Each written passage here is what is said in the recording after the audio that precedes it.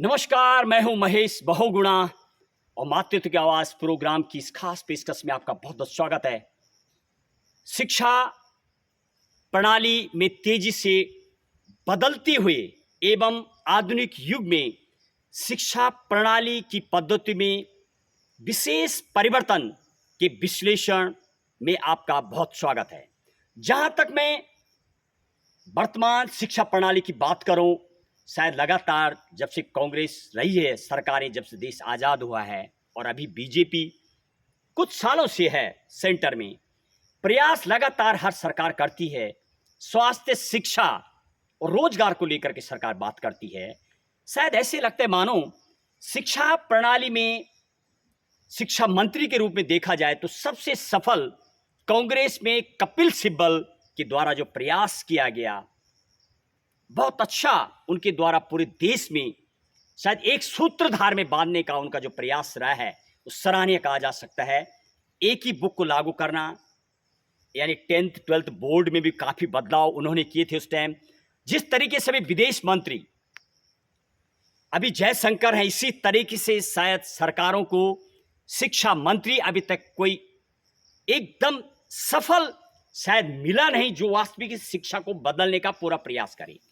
कहीं तो मीडियम चलते हैं, कई अलग अलग शायद धाराओं में, और विद्यार्थी भी पूरी तरीके से जो लगातार 18 घंटे पढ़ाई करते, कोचिंग में लाखों रुपए लगाते हैं, उनको भी शायद पूरी तरीके से कई सालों तक समझ नहीं आता है कि किस तरीके से शिक्षा को मजबूत बनाया जाए। यदि मैं यूपीएससी की बात करूं और कुछ पूर्व में बात करूं, अंग्रेजों की बात करूं, तो अंग्रेज लोग भी शायद शिक्षा प्रणाली को जब लागू करते थे, तो मैं यदि 1813 की बात करूं, 49 लाख रुपीस का बजट था। जब अंग्रेजी को कंपलसरी चालू किया गया तो अंग्रेजों ने 1 लाख रुपए का बजट खर्च किया अंग्रेजी माध्यम को चलाने के लिए, और पूरे देश में चलता है, आज भी चल रहा है। चाय का भी उन्होंने वही किया, चाय सबको पिलाना सिखाया, जो कि आज तक भी देखा जा रहा है। ये भी अंग्रेजों की देन है। यानी वो फोकस करते थे, प्रॉपर एक सूत्रधार की घंटी बजाती थी। इसके अलावा यदि मैं उनके कार्य की बात करूं, तीनों यूनिवर्सिटी एक बार डालना, और यानी जो लॉर्ड मैकुले, जिनको कि फादर ऑफ इंडियन जुडिशरी कहा जाता है, 1835 में उन्होंने अंग्रेजी को ऑफिशियली लैंग्वेज घोषित किया था, जो आज भी सुप्रीम कोर्ट, हाई कोर्ट और कई मीडियम स्कूल जो आज इंग्लिश मीडियम की वजह से चल रहे हैं, नाम भी विदेशी उनके हैं। और सिर्फ शायद विद्यार्थी में जो फर्क नजर आता है, इंग्लिश को लेकर के दौड़ अभी भी नजर आती है, वही परिवर्तन है। और अब भी कई जगह पर अंग्रेजी माध्यम की यदि बात करूं तो शायद कोई ये बड़ा जिस तरीके राजनेता मंचों से बोलते हैं वो नहीं है। युवा कई भाषाएं सीख सकता है, 20-20 लैंग्वेज सीख सकता है। उसके दिमाग को डाइवर्ट करना कहाँ तक जायज है, इसका विवेचन आप खुद करेंगे।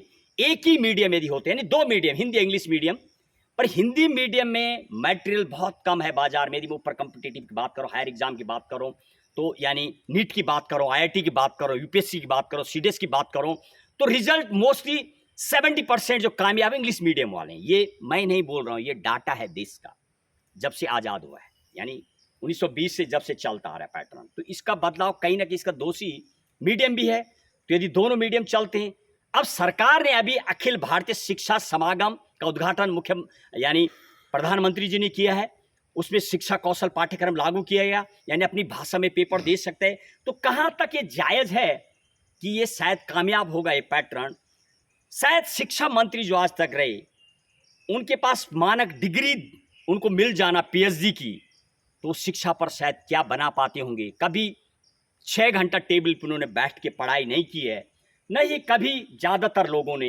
ये तो सिस्टम है यूनिवर्सिटी का, उस पर तो मुझे कोई अधिकार नहीं है। फिर भी एज अ पत्रकार सर्वे ग्राउंड पर हम जाते हैं, तो ऐसे शिक्षा मंत्री रहे, उन्होंने कभी फंडामेंटल ड्यूटीज़, फंडामेंटल राइट्स, देश के परतंत्र को क्या है 42 अमेंडमेंट, क्या है 44 अमेंडमेंट, इस पर कभी वो बोल नहीं पाते। मानक डिग्री भले उनको पीएचडी मिल जाती है, उनकी दौड़ वहीं तक होती है, जनता के बीच में डिग्री लेना और जनता को सिर्फ ये बोलना कि वो बहुत पढ़े लिखे। शायद वो लोग शिक्षा में पूरी तरीके से कंक्रीटली युवाओं के हिसाब से सिस्टम नहीं बदल पाएंगे। सरकार को चाहिए, जिस तरीके से विदेश मंत्री हैं, एक शिक्षा मंत्री भी जो अभी बहुत सारे एक्सपर्ट कोचिंग से जो 20 साल से अधिक से कोचिंग चला रहे हैं, चाहे वो दृष्टि, ध्येय, निर्माण और एएलएस, इस तरीके से 14 इंस्टीट्यूट टॉप क्लास जो मुखर्जी नगर की बात करो पूरी इंडिया में रिजल्ट ओरिएंटेड हैं, उनमें से यदि कोई मंत्री बनेगा तो शायद वो चीज़ को समझेगा कि क्या शिक्षा कॉम्पिटिटिव जो है अभी, यानी प्रतियोगिता परीक्षा का पूरा हिसाब एकेडमिक से अलग है। तो शायद एकेडमिक को कुछ इस तरीके से सिलेबस बनाया जाए कि जब वो प्रतियोगिता परीक्षाओं की तैयारी करे तो उसको ज़्यादा मेहनत ना करनी पड़े। टचिंग यदि सब्जेक्ट रहता है, शायद 20-22% के लगभग ही क्वेश्चन टच हो पाते हैं प्रतियोगिता में, ऐसा लगता है सिलेबस के बाद जो शिक्षा प्रणाली है। तो उसमें शायद एक काउंसलर भी यदि प्रत्येक प्राइमरी स्कूल से लेके जिस तरह से पीटीआई नियुक्त होती थी, यदि काउंसलर दिया जाता है तो एक काउंसलर विद्यार्थियों को प्रॉपर पढ़ाएगा, जीके, रीजनिंग और इंडियन कॉन्स्टिट्यूशंस, ये तमाम चीज़ें जो आवश्यक हैं, यानी उसके मोरल के लिए और उसके ज्ञान के लिए जो जरूरी है, देश के लिए भी जो जरूरी है, वो शिक्षा में जब लागू होगा तो शायद कुछ बन पाएगा। और कभी शायद जो अभी युग है, ऐसा भी समय आने वाला है और ऐसा हो कि जिस तरीके से टाइम टेबल शेड्यूल फिक्स होता है वो ना हो, ऑनलाइन एक पेपर बने। क्या ऐसी प्रणाली बनाएगी सरकारें? यानी उसके नाम से पेपर फिक्स हो जाएगा, वो कभी भी महीने में बैठ सकते हैं। अभी जो प्रणाली है, एक ही दिन टाइमिंग फिक्स होता है, घंटा फिक्स होता है, शायद कुछ भी हो सकता है, उस दिन फिट नहीं है मेंटली फिजिकली तो रुक जाता है। तो कभी भी फिट होकर एग्जाम में बैठे, कोई टाइम टेबल फिक्स ना हो, एक महीने के अंदर पेपर में कभी भी बैठे।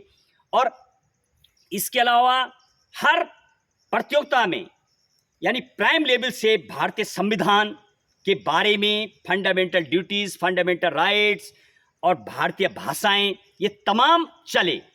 कई कंट्रियों में शायद ऐसा पैटर्न भी चलता है, जब लड़का 6th में होता है, पूरे 6th में वो हिस्ट्री पढ़ाई जाती थी, आज 7th में जाता है ज्योग्राफी पढ़ाई जाती है, 8th में पूरे साल मैथ पढ़ता है।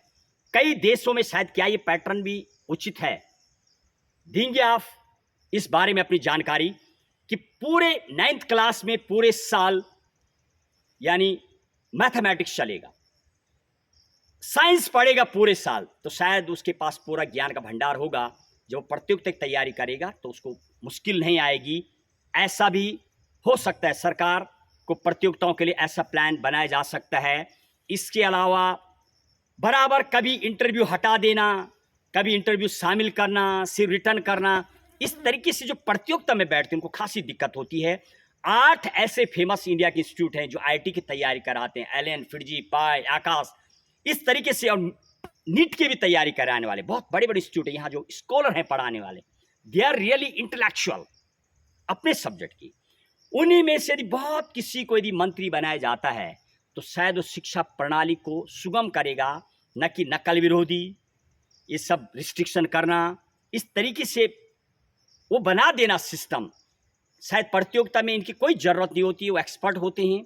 समय टाइम टेबल को हटा के यदि वो जब एग्ज़ाम में बैठे, कुछ इसमें भी शायद सुधार देखा जा सकता है। यदि मैं उनकी बात करूं, कुछ ऐसी बात करूं जो अंग्रेज़ों के कामों की बात करूं, जब बीजेपी करने का काम करती है, 1853 यानी 1498 से लेके 1947 तक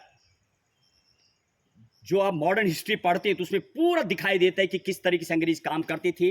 उस तरीके को भी यदि लागू किया जाता है तो कहीं ना कहीं फायदा होता है।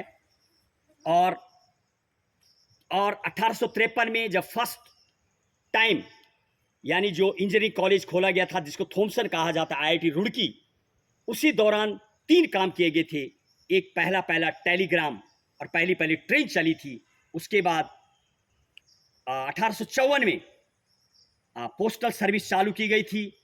समर के लिए शिमला राजधानी अंग्रेजों ने बनाई थी। पीडब्ल्यूडी यानी पब्लिक वर्क डिपार्टमेंट जो आज भी है वो बनाया गया था।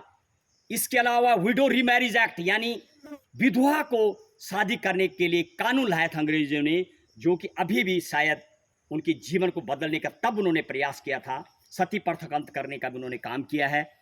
अच्छा फ्लो बनाया अंग्रेजों ने। और इस तरीके से सरकारें वास्तविक ही शिक्षा को लेकर के रिसर्च सर्वे बनाती है, प्रतियोगिता की बात करूं या शिक्षा प्रणाली मीडियम को लेकर के बात करूं, तो दो ही मीडियम रखे जाते हैं। क्योंकि कई राज्यों में जब जाते हैं तो वहाँ पर कई जगह पर बंगला में मीडियम चलना और कन्नड़ में चलना, पंजाबी में चलना और मराठी में चलना, वो जब पेपर देते हैं यानी बड़े एग्जाम में, तो वहाँ पर दिक्कत आती है क्योंकि बुक्स नहीं अवेलेबल होती है। तो प्रतियोगिता परीक्षा हिंदी इंग्लिश में होनी चाहिए ताकि वो एक्सपर्ट हो। हालांकि कई चीज़ें अभी बदलाव की जरूरत है। देखिए, आज भारतीय एवं शिक्षा में तेजी से प्रणाली को बदलने के लिए सरकार के कामों के विश्लेषण पर मेरी विशेष कवरेज। जय हिंद, जय भारत।